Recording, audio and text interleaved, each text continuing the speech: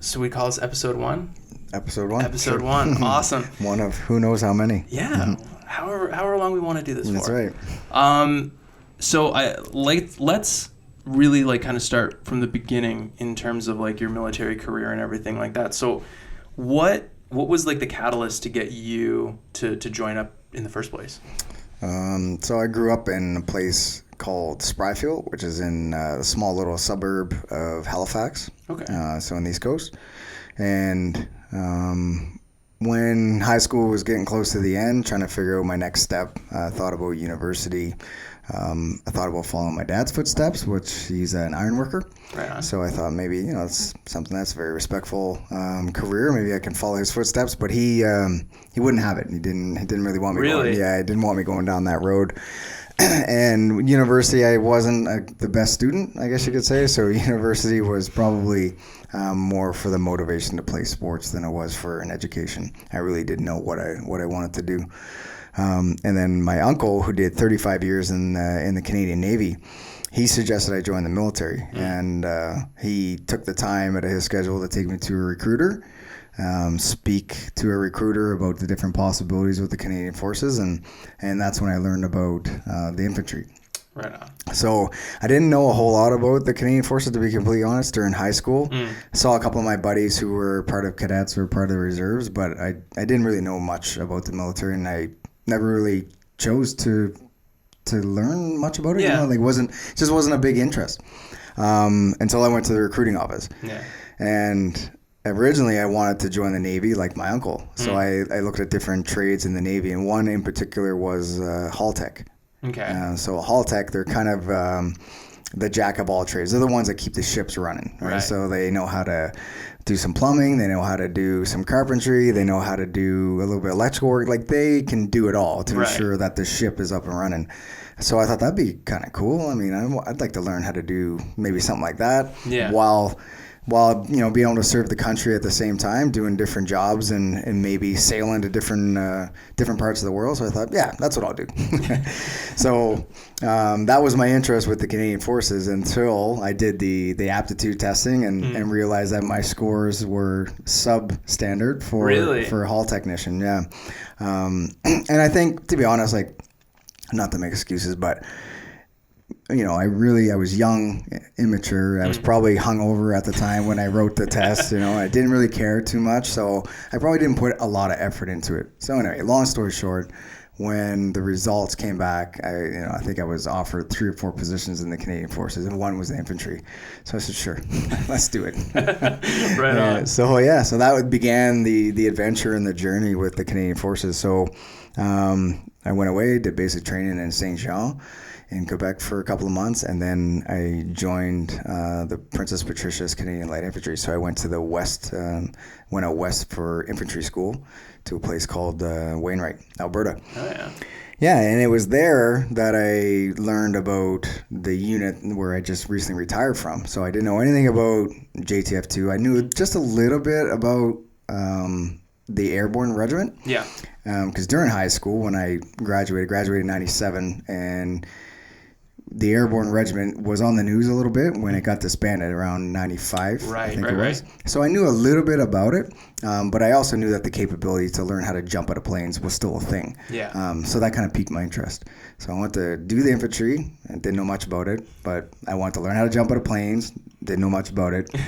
And then while being in Wainwright, Alberta, during infantry school, a couple of instructors asked me if I was interested in doing something else, like trying out for this organization called JTF2. And I was like, I don't know anything about it. I don't know what you're talking about. What language are you speaking? Yeah. Kind of, and they kind of laughed at me, like, "Who are you? Where are you from? You grew up under a rock?" Like, so anyway, I didn't know much about it. So they enlightened me, said, "Hey, you have demonstrated so far that you've got a few attributes that they would probably be interested in."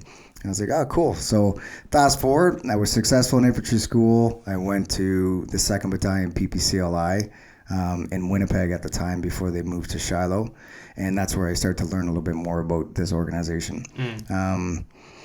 And then the process, the way it works is you do, if you're interested in trying out, you do a 7-day selection phase. And if you're successful and you meet a certain parameter of benchmarks that are required and demonstrate that you have some attributes that the unit is interested in, then you may be selected to go on to what's called Phase 4, which is Special Operations Assaulter course.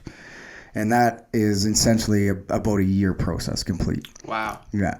So was in the PPCLI for a bit. Applied to try out to the unit. Tried out in 2003, did selection, and then 2004 I was course loaded. And then the summer of 2004, I successfully completed and became a member of the unit. Yeah. That's a pretty fast turnaround. Yeah, so it was really good too. Like in 1999, that's when I became part of the 2nd Battalion.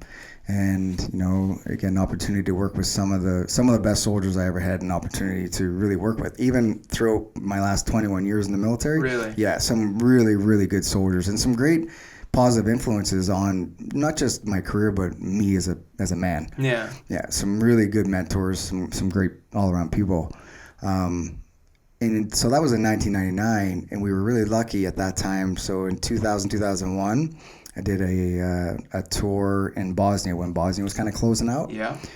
And then we came home, and literally, I think it was like 6 months later coming home from Bosnia, then Afghanistan was kind of kicking off pretty hot and heavy at that time, so 2001, 2002. And we were successful in terms of being selected within the unit to augment the battle group that was the first Canadian battle group to go to Afghanistan in 2002, and that was with the 3rd Battalion PPCLI. Yeah. So a company from 2nd Battalion joined the 3rd Battalion battle group to go to Afghanistan for the first time. So it was awesome. So really successful in terms of getting there, getting to Winnipeg, part of the PPCLI, tour in Bosnia, and then a tour in Afghanistan, and then did selection and then became part of the unit. So talk to me about just in terms of a mind space to go from knowing nothing about the military and the infantry and not even really, it's not like you watch Rambo and said, oh, this is what I want to do. You just kind of stumbled upon this career that really fit you, and then within a few years you're overseas on deployment. Did you kind of learn to fall in love with it as you went, and you almost were surprised by how much you liked it? I think that's a good way to put it. Sometimes you hear certain things find people instead of people finding that thing, whatever it is. I think that's what I was a product of. I wasn't really searching for the military. I think the military found me, and it just helped create the person that you see before you today. Because it was a lot of just learning as you go and just trying to roll with the punches. And all I really knew, even at an early age, because I had 2 great parents. I had my mom and my dad, who were positive influences on the way I approach problem sets and how hard work does pay off. Right? Yeah. And so, I was never the smartest. I was never the strongest. I was never, I was never top tier in anything. I found success through maybe it's just stubborn determination, but hard work. Yeah. Really. So it was kind of like the military, I think, found me, and I just fell in love with the military. Yeah. That's really interesting, because I think, and we were talking about this earlier, it takes a really certain type of person to kind of go through the process. I was telling you earlier, throughout my high school career, I was like, I want to be in the military so bad. I want to be JTF2. This is all I want to do. Joined cadets and immediately found out, I do not like being told what to do. I do not like being told, oh, you need to stay in formation. I don't like memorizing ranks. All these certain things, that are super necessary for being in the military. And, my personality just didn't click with that. And I find it fascinating that being thrown into that kind of environment, he just adapted and went with it. And to your point, that work ethic and that kind of mindset, it molded really well together. It's the work ethic, it definitely has helped attribute to the success of my career. But also, I think you just touched on being adaptive. Sometimes you have certain goals or aspirations to do certain things, and for right, wrong, or indifferent, we don't always have the reasons why they don't work out, but instead of dwelling on why it didn't work out, it's kind of like, all right, that didn't work out. What's next? Yeah. You know, like, Yeah. okay, so what can we do about it? Or what can we do to turn this negative into a positive? Yeah. So it's kind of a lot of that. So how would you stack up, your Bosnia deployment to Afghanistan? Obviously, the world was in two completely different places. How did you kind of go with that?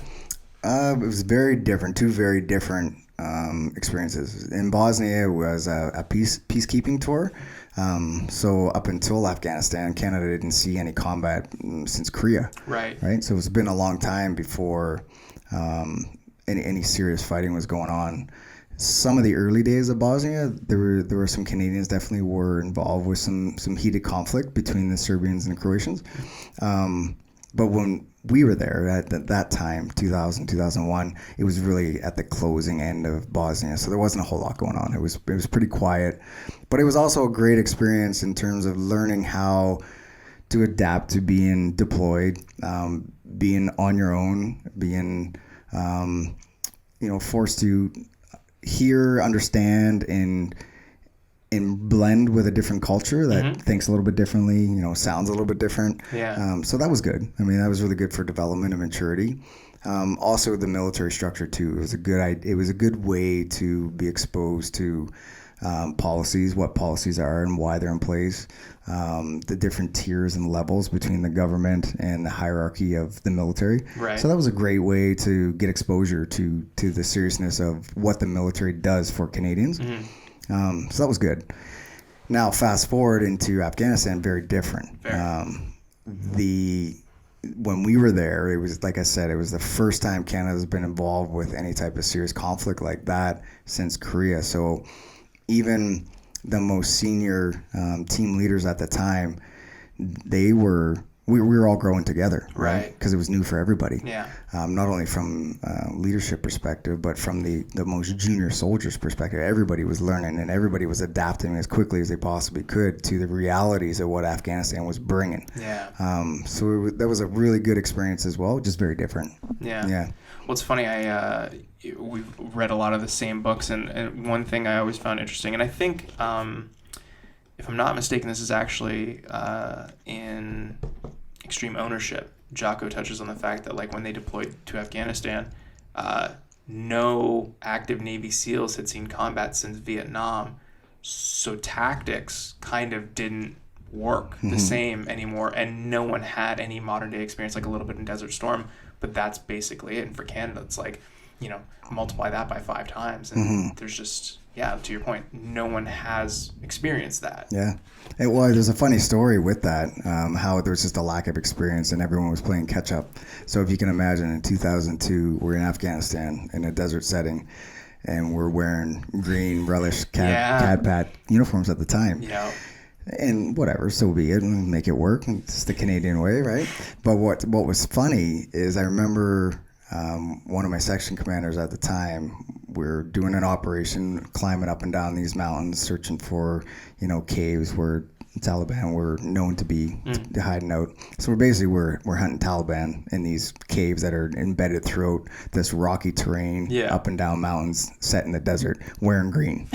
So you can imagine. And I can remember this section commander who I had at the time, who was an awesome guy.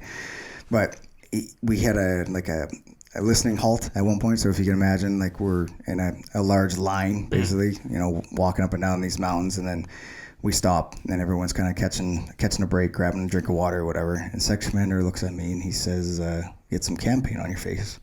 Right? Because what he's used to is on exercise, when you're in Canada, in the bush, you would put campaign on to cover up your face to ensure that it's, blended into your environment, which totally makes sense. Yeah. In a desert setting, it did not make sense.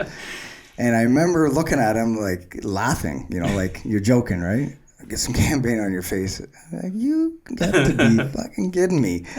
Which was no big deal, but it was a great example of how immature from a combat perspective we all were at that time, right? Yeah. So it was interesting. Yeah. Man, that's crazy. Yeah.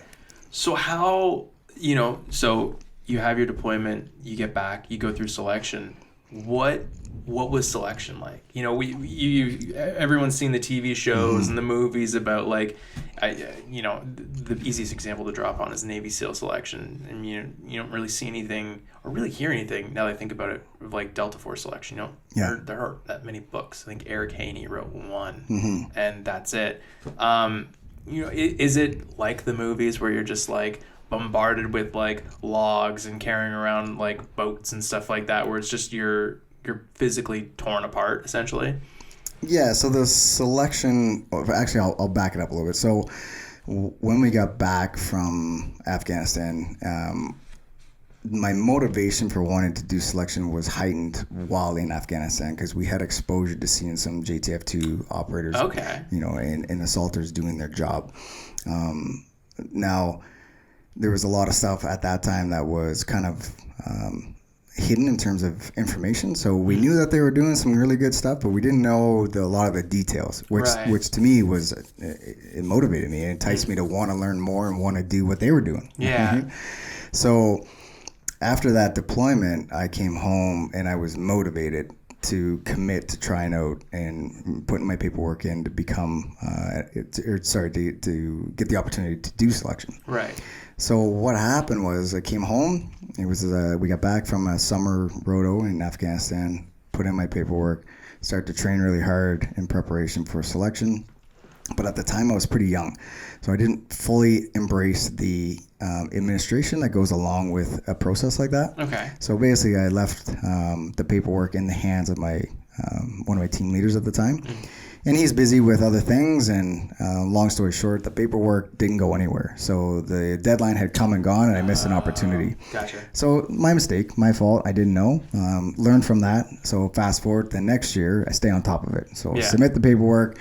This time I'm motivated. I'm going to follow it up, and I'm going to know exactly who I need to talk to, and I'm going to stay on it. So I did. And then everything is tracking. I get notification, selection is coming up. And a week before I was supposed to leave for selection, I used to race ATVs. So I used to ride ATVs a fair bit. And I remember a week before I was supposed to take off for selection, I was out riding my bike with a couple buddies, and I had a bad accident and I broke my wrist. No. Yeah. So I'm delayed another year. So I have to pull my application and regretfully wait another year. So fast forward, one more year goes by. Now this is the third attempt. No more ATVs. No more ATVs. Training hard, staying smart, on the paperwork. Everything works out. So do selection, and then to your question, what does selection look like? Yeah. So, there's a lot of stigma that was unknown, I guess you could say, unknown. There's just, there's no way to confirm or deny some of the things that you've heard about selection. So for sure, in preparation, ran a lot, did a lot of push-ups, did a lot of sit-ups, carried a rucksack a little bit, spent some time in the pool. That's all I really knew. Right? Yeah. When you get to selection and you start selection, it is a roller coaster of physical, psychological, and emotional turmoil. Really? Yeah. So sounds fun. Yeah. So it is fun, actually. Yeah. Looking back at it, it was a lot of fun. It was grueling for sure. Yeah. And there was moments of, dark conversations internally, like, what am I doing? Should I be here? All those little echoes of conversation that go on in the head. That definitely happens for sure. But essentially, to answer your question, it's a process that's in place to test the individual physically, psychologically, emotionally. There's different, I guess, how would you put it, sessions, or there's different components throughout the selection that are designed to test the individual without necessarily giving him the feedback to know what he's being tested for. Okay. Does that make sense? Yeah. So there's certain things that will happen, and as a guy who did selection and then as a guy who worked selection and got to see both sides of it, and it's a really unique system where being the guy that's on selection, you just try to put your best foot forward because you don't know exactly what it is that they're looking for. Right. And the way that the small little subsections of testing work, sometimes you think you know what they're looking for. And if you as the candidate try to overanalyze what it is that they're testing, you drive yourself crazy, right? Because there's only going to be a certain amount of information that is given to you by the instructing cadre, and then the expectation is on you, the candidate, to just do the best that you can, make the decisions that you can based on the information that you have, right? So it's a really cool experience, and I learned a lot. I learned a lot about myself, and I also learned a lot about identifying strengths and weaknesses, and identifying things that I was very uncomfortable with, and then things that I was very comfortable with. So overall, it was a great experience. It's 7 days of a very unique challenge. So now, and forgive me if this is a particularly naive question, but I've always kind of wondered, all the stuff they put you through, is it to kind of, in part, weed out, you know, anyone who might not be able to handle that in a stressful situation?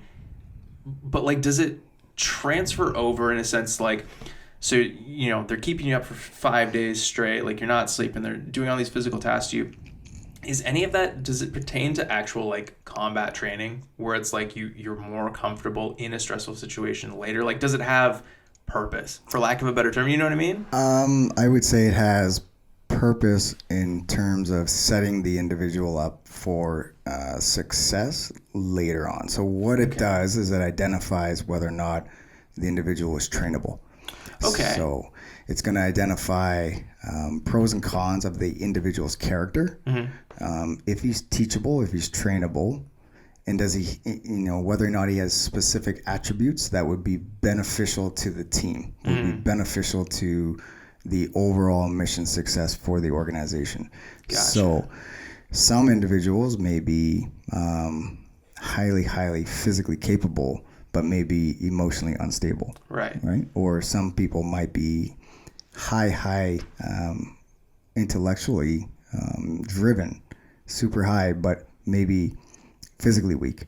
Right. So the selection process is really to highlight areas of strengths and weaknesses for the individual, and then at the end of that 7 days, there's a real good snapshot, essentially, because you're not going to know a lot about the individual's character in 7 days, but it's going to give you a very good snapshot whether or not that individual is worthy to go on for another basically full year of training, right?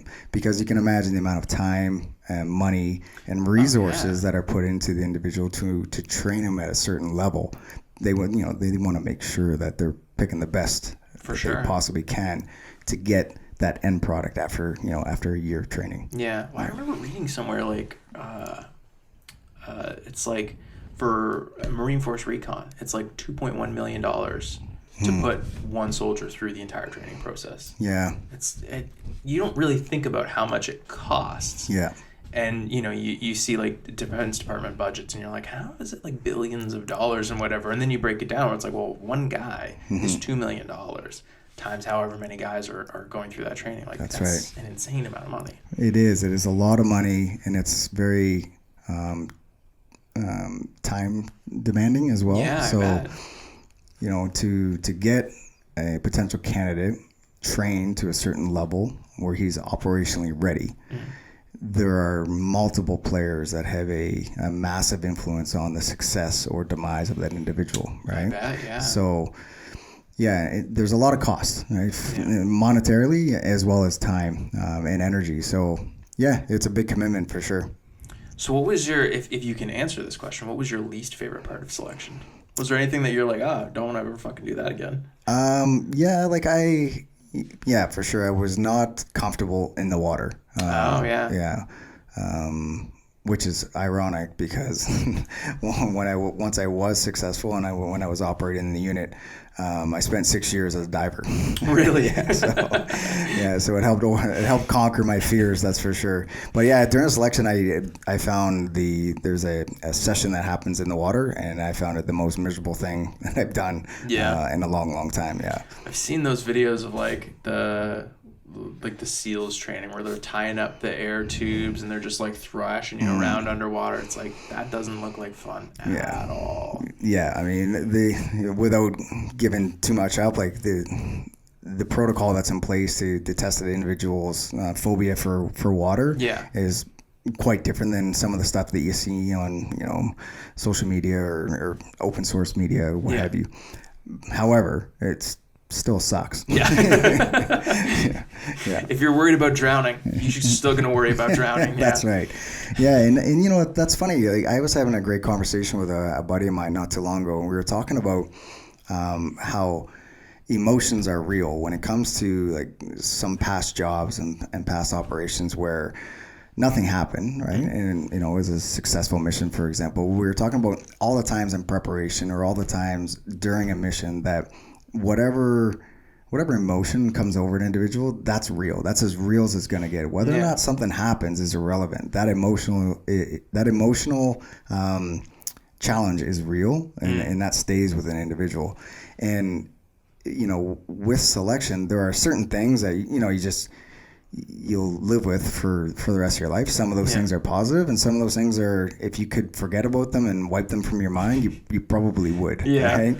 But at the end of the day, what's cool about it is the selection process is designed in a very specific way that there's no way to hide.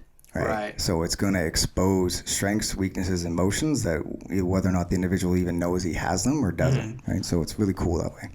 So now, is there kind of a point during selection where, you kind of, for lack of a better term, you kind of get over the hump and almost like the unit doesn't want to start losing people at that point? Because, like, I'm not going to say they're like going to kind of treat you with kid gloves, but they're like, okay, these are the guys who are most likely to make it.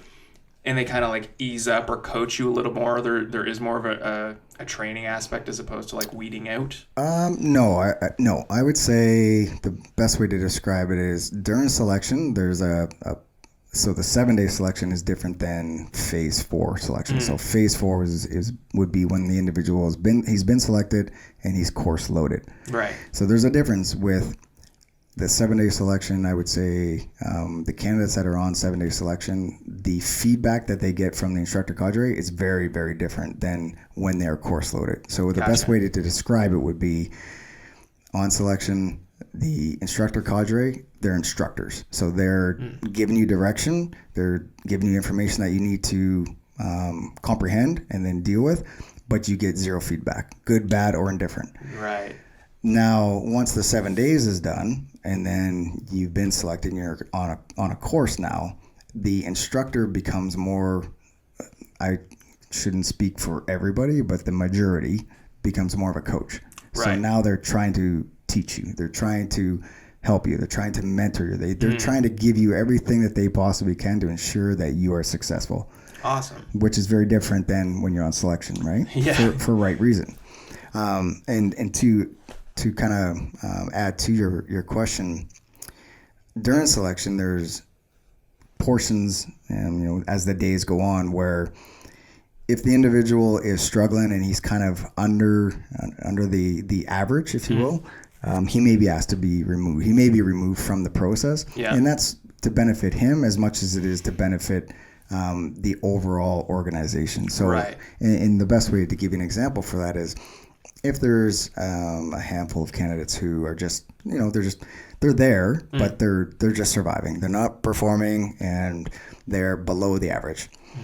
Rather than exposing them to multiple days coming up, the instructor cadre and the system, the system knows it's basically a formulation of numbers based on test scores. So they know based on the numbers, based on the day, the chances of this guy succeeding are relatively low. So let's remove him, just let him know that he's got another opportunity to try out in the future. But rather than exposing him to day 3, day 4, day 5, cut him wherever that makes most sense, and then invite him back another time.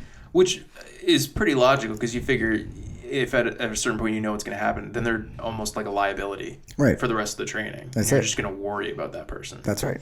Man, that's crazy. Yeah. So you go through all that, then you go into 4th phase, you said? Yeah. So that starts. What's going through your head? Are you starting to be like, oh shit, this is really happening? Yeah. Like that's like, because it's so funny that like they planted that seed in you so early on, and then you get these little pieces of exposure to them, and then like you're there. Like that's got to be kind of a trip. Yeah, it's exciting. Yeah, so when you show up, so the course when I ran through it with the group of guys that I was with, we all started in January, and then we graduated in August. So at the beginning of this journey, when you show up, there's a lot of guys that you don't know, right? So there's a phase that, call it a little bit of ass sniffing or whatever. You kind of get a feel for who's who and what personalities you're going to be basically living with for the next 6 to 8 months, right? So it's exciting and a bit nerve-wracking, but luckily, growing up as a kid, I played a lot of competitive sports, competitive soccer, competitive hockey, and it was similar to stepping on the ice for a very competitive tryout. Right? Okay. So you're stepping on the ice with a bunch of, studs that are equally good, if not better, in one capacity or another. So the little bit of anxiety that comes with wanting to perform day in and day out is as real as it gets, right? Because you got a group of studs that are your brothers from that point forward, but they're bringing it, and they're expecting you to bring it too. So it's really cool. Yeah. That's awesome. Yeah. Can you touch on anything over that? Because you said it's almost a full year, right? It's about that, yeah. Was there any experiences that you went through that kind of really did carry through? Like you have general training and things that maybe you not touch on through future deployments or anything. But was there anything from that year that you're oh, this was instrumental in my success operating later down the line? Oh yeah, that's a great question. There's a lot of different phases throughout the training that you kind of don't know at the time, but you tap into later. Yeah. Right. So stuff that we were taught or the experiences that we were forced to deal with at the time, we don't fully have no context, I guess. Right. Yeah. Or limited context maybe to the why you're doing a certain thing a certain way. And it's not until later that it makes sense. What was really cool about it is we had guys at that time who were our instructors, recently deployed from various operations in different parts of the world. So they were bringing relevant firsthand experiences and telling us you want to learn how to do this because I just experienced that in whatever theater they just came from. Yeah. So they would kind of highlight or substantiate the why if it was ever required. But to be honest, you're in the military, you're going to do what you're told, and at the end of the day. But what's cool about it is the group of guys that you work with, they are inquisitive and they will ask questions and they will challenge bullshit. Right? Yeah. So we were told to do something and it didn't really make sense, whether or not it would be one brave soul who just put his hand up and be like, what the fuck are we doing this for? Or if it was, a group, water cooler conversation, why are we doing this? Yeah. Eventually it would come to the surface. Right. Which is great. And that's what you want. You want guys that are going to challenge for sure certain things, right? If it doesn't make sense, why not? Help it make sense. Luckily at that time we had guys who, had some good experience and they were like, listen, this is why you're doing what you're doing. And it wasn't until later in some cases that it all came together, during operations in Afghanistan, for example. And, not to live in the past, but I speak about Afghanistan because, I spent a lot of time there. And that's where I developed most as a soldier and as a man. That's where I did the majority of my growing. Yeah. So that's why it resonates well with me, and that's why I don't mind talking about it. Yeah. Some of the guys now who have experienced multiple different theaters of operation in multiple different countries, the moment Afghanistan is brought up, guys are kind of oh man, that's 10 plus years ago, move on. Yeah. Right?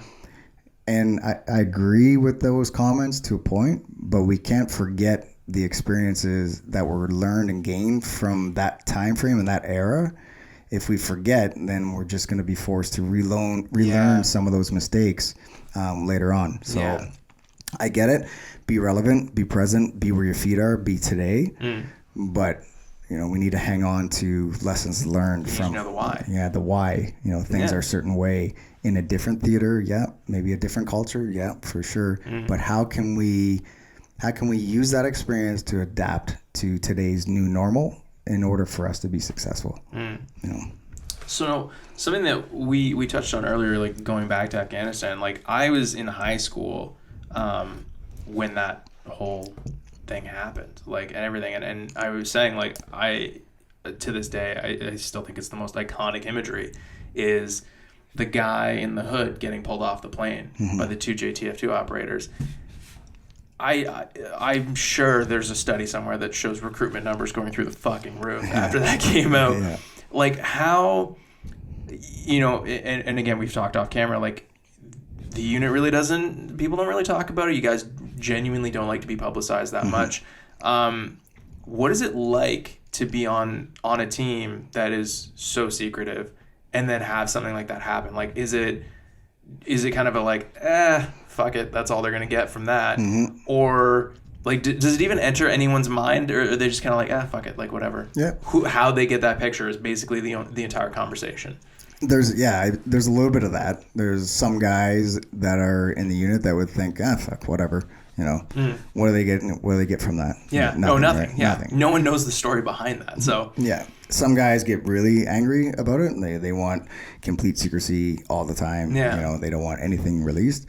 And then there's other guys who maybe are just a little bit more lax with it, and they think it's not a bad thing, and it's probably good for recruitment, and it's probably good for a lot of other reasons. So they can probably see the benefit to it. So I think you do, based on the personality, but you do see a mixture of responses to stuff like that. Forgive me, this is a silly question, but like, have you had the ability to do a deployment that's like enjoyable, like is for work, but like you actually like enjoyed your time? Yeah, for sure, all of them. Yeah, all of them.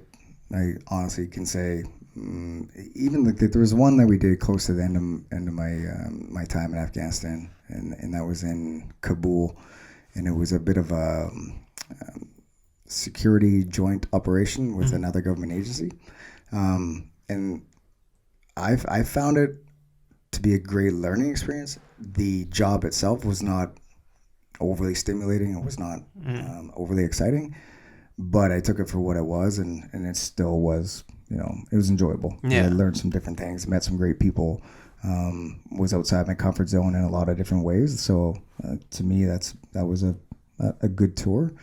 Would it be something that I would fire my hand up in the air if somebody said, "Hey, we need a volunteer to go do that again"? Probably not. But they all were positive in one way or another. And at the end of the day, it was really the group of people that you're working with, right? Right. So, you know, sharing the fun times, sharing the hardships with some of the, like I said, we talked about it earlier, with some of the greatest soldiers that you could be, you know, have the benefit and have the luxury to work with. Yeah. Like, how can you not enjoy that? Yeah. Right? Like, does it get any better than that? You know? And at the end of the day, hopefully put a few shitheads in the grave, then we're doing something good, right? Well, I would imagine as like, as most operators are probably like students of the game, you know, you kind of, I don't want to say lucked out, but like you kind of set everything up. You started at a time when you had all this new experience and you got brought up by these guys who had just been there, and then you were on your way there. And that kind of, I mean, thinking with the exception of the Americans, that's probably the same for the British and the Aussies as well, in terms of like, you're learning from the best of the best who have all the most like pertinent experience that applies to what you're doing. Like you couldn't have been in a really, I mean, you couldn't have been in a better situation given the circumstances, I would imagine. Yeah, absolutely. It was great all around. The only thing, my only regret, it's not really a regret. Everything happens for a reason. But some of the guys that I've worked with, you know, who I have a ton of respect for, some of those guys had some different experiences than I did, right? So some of the guys that we operated with, it's just, you know, time, chance, you know, opportunity, call it what it might be, had different experiences. And what I mean by that is I don't feel, when I did decide to retire, I kind of I felt like I was not completely fulfilled. Okay. Right? So like, being completely tested, maybe I didn't feel that I got that, right? Where some guys, you know, the experiences that they had were, you know, they were able to to gain some real trigger time, which Right. which I didn't get that, right? So Yeah. you know, I'm not saying I'm wishing for anything, but I would have liked maybe a different experience in terms of being tested, like truly tested, Right. We had lots of close calls, lots of great experiences, but nothing for me. I mean, some guys, like I said, were different, and I'm not comparing my experiences to theirs. I'm just saying I feel like when I left a little bit unfulfilled. Right. Yeah. But yeah, all in all, very positive and an opportunity to work with some great guys. So it was good. Awesome. Yeah. Well, why don't we wrap that up for episode 1? All right. And we'll have to think of all the maybe we'll like post online, people ask questions, and we can like Sure. do like a call-in show. Yes. Yeah. If people are interested in knowing something, yeah, for sure. Oh, for sure, man. Because it's good. I think it's good. It's good for Canadians who are thinking about joining, and if they're struggling with their why or trying to find their purpose, and maybe all they need is that one question answered, or all they need is just to have one stone uncovered. And if that's what it is that motivates them to join the Canadian Forces with the aspirations of becoming a JTF2 assaulter, like, man, that is all good. Everybody wins. Right? Yeah. It's all positive all around. So if I can help facilitate that for 1 or 2 people, man, that's brilliant.